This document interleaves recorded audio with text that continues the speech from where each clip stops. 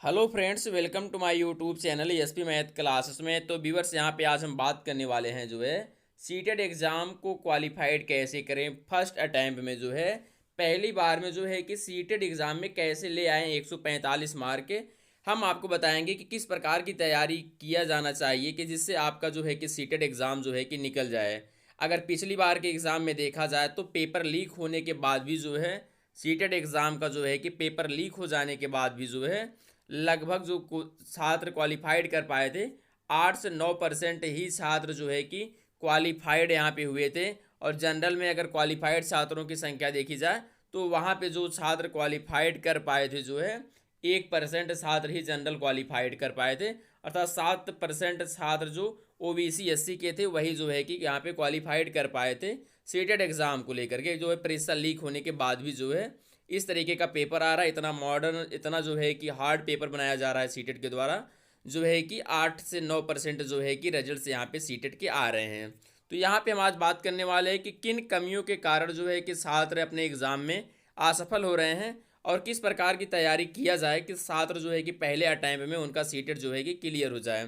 तो यहाँ पे हम पहले बात करेंगे आपको जो है कि अगर आप अपना सीटेट का फॉर्म फिलअप कर दिए हैं तो अच्छा बात है, आप अपनी तैयारी में जुट जाइए। तो अगर आप देखिए, पहली बात है कि ऑनलाइन ऑनलाइन कोचिंग से आप जितना ज़्यादा हो सके उतना ज़्यादा बचिए, क्योंकि ऑनलाइन कोचिंग से आपके मस्तिष्क के सोचने की जो क्षमता है उसको सीमित कर देता है।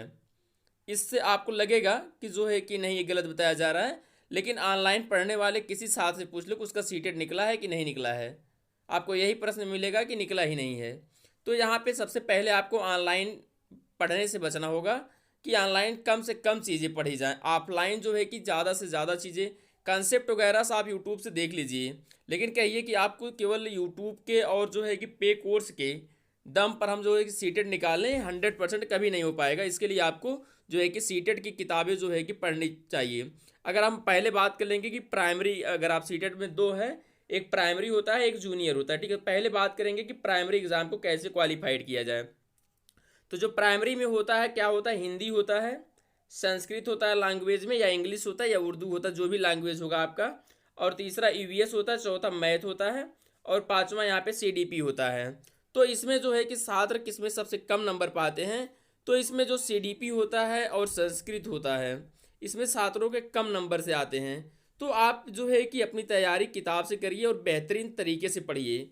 और ईवीएस की अगर बात किया जाए तो ईवीएस के लिए जो यूथ पब्लिकेशन की बुक आती है, यूथ पब्लिकेशन की अगर आप बुक ले लेंगे और प्रीवियस ईयर क्वेश्चंस उसका अच्छे से एनालिसिस कर लीजिए, तो 100% आपको जो है कि सीटेट क्वालिफाइड करने से कोई नहीं रोक पाएगा। फर्स्ट अटैम्प्ट में आपके लगभग 120 125 अंक तक आ जाएंगे अगर आप यूथ प्रीवियस ईयर लेकर के प्राइमरी के लिए आप अच्छे से बिल्कुल लगन के साथ में पूरे जितने भी प्रीवियस ईयर 15-20 साल के उसमें दिए गए हैं सभी क्वेश्चन का एनालिसिस आप अच्छे से कर लीजिए। और उसके बाद आप सीटेट एग्ज़ाम में जाइए और वहाँ पे सबसे पहले इस चीज़ से बचिए कि आप मैथ को जितना ज़्यादा से ज़्यादा हो सके आप अंत में करने का प्रयास करिए, क्योंकि जो पैराग्राफ्स हो रहे हैं आजकल के एग्ज़ाम में जो है थोड़ा बड़े बड़े आ रहे हैं, तो उसको पढ़ने में जो है कि हमें समय तो लगता है, लेकिन मैथ में जो कैलकुलेटेड मैथ होता है उसमें भी टाइम हमारा ज़्यादा चला जाता है। अर्थात 15 क्वेश्चन जो है कि उसके मैथ के तो 30 आते हैं, लेकिन 15 पेडोलॉजी होता है और 15 क्वेश्चन जो है न्यूमेरिकली होते हैं। तो 15 क्वेश्चन करने में जो है कि हम जो है टाइम ज़्यादा व्यतीत कर देते हैं, तो इसको लास्ट में करने का प्रयास करो। अगर आप 15 में 10 क्वेश्चन भी कर ले जाते हैं तो सही बात है, सिर्फ 15 में 15 मारना कोई ज़रूरी नहीं है। तो इसमें आप 10 मारिए, वो भी सही है कि लास्ट में करने का प्रयास करिए। हाँ, इसमें होता है कि जो भी क्वेश्चन आप करेंगे वो सही होगा, गलत होने के चांसेस इसमें नहीं होते हैं सीडीपी और ईवीएस और हिंदी और जो अदर लैंग्वेज है उसकी तुलना में।